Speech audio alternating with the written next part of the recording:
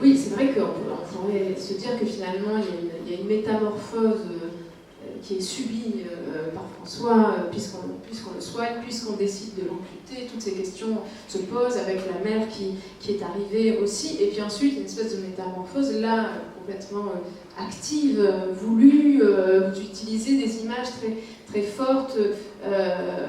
Quand on est avec François, il est allongé sur son lit d'hôpital et il exprime lui-même finalement le rejet de retourner à la vie. Il souffre tellement que ça ne l'intéresse absolument pas.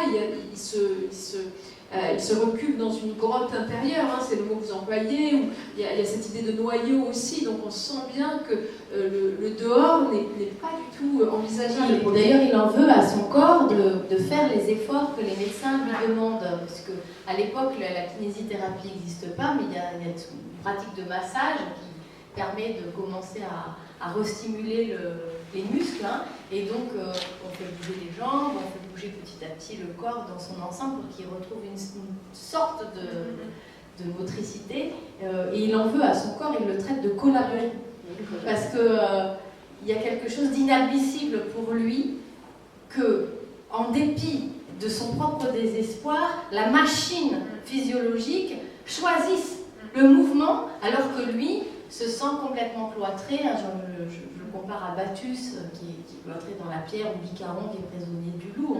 Bon, ça c'est aussi les métamorphoses d'Ovide qui donnent des images vraiment magnifiques pour parler du handicap. Et donc il y a vraiment un refus extraordinaire. Le corps le précède en fait. Le corps le précède dans son désir de vivre. C'est pas le désir qui permet au corps de vivre, c'est le corps qui va finir par stimuler l'envie. Et alors il y a autre chose dans le corps, il y a autre chose qui lui arrive aussi à cause de cet accident, c'est une forme d'amnésie par rapport à un passé proche, et notamment par rapport à une histoire d'amour qu'il vivait, et il ne va pas se souvenir de cette jeune femme. Ça aussi, j'ai l'impression que ça a une place quand même assez importante dans le livre, dans le sens où il y a plusieurs passages où vous procédez par énumération, par accumulation, au moment justement alors, de rebasculer dans les souvenirs, dans la vie qu'il avait, ou dans ce qu'il a oublié, ou dans ce qu'il ne vivra plus. Mais il y a des espèces de pages comme ça extrêmement denses, avec des phrases qui ne s'arrêtent jamais. J'aimerais bien qu'on reparle quand même un peu de ça, parce que ça fait partie de l'expérience du corps de François. C'est pas seulement le corps, les muscles, etc. C'est aussi, on parlera aussi du langage aussi. Sa langue, qui est aussi son corps, est marquée aussi par l'accident. Ouais. Oui, mais alors cette amnésie, elle est vraiment importante. Hein. C'est pas une décoration.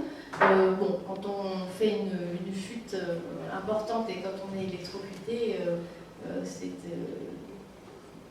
attendu qu'il y ait une forme d'amnésie. Après, selon qu'on n'a pas un traumatisme crânien, elle prend pas de l'ampleur. Moi, c'est pour ça que j'ai choisi de le faire tomber dans la neige. Hein. Je ne vais pas tout lui... Je ne peux pas l'accabler non plus à ce point. C'est-à-dire que la neige, c'est conducteur, mais au moins ça amortit la chute. Donc l'amnésie est réduite dans le temps. Mais ce que je voulais qu'elle emporte, c'était ce qu'il y a de plus précieux.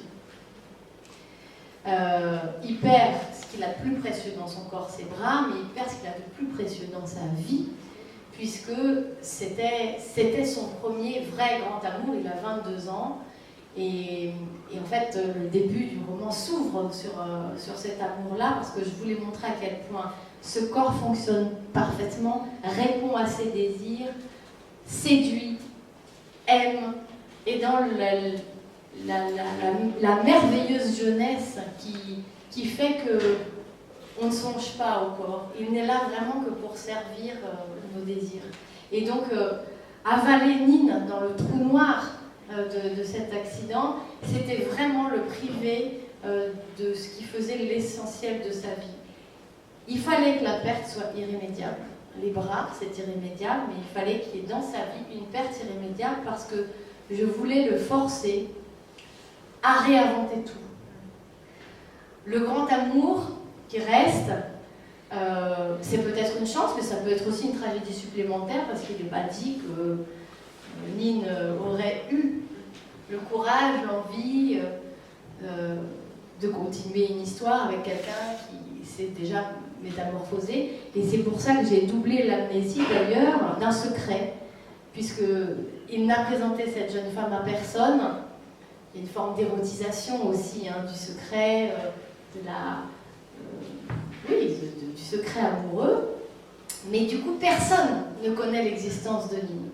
Et quand Nine va se présenter chez lui, on n'ose pas tout à fait croire, en fait, devant l'incrédulité de François face à cette jeune femme, qu'elle n'invente pas complètement cette histoire. Donc c'est une tragédie pour Nine. Mais en même temps, c'est la chance pour François de ne pas traîner une culpabilité supplémentaire ou un devoir à l'égard de cette jeune femme.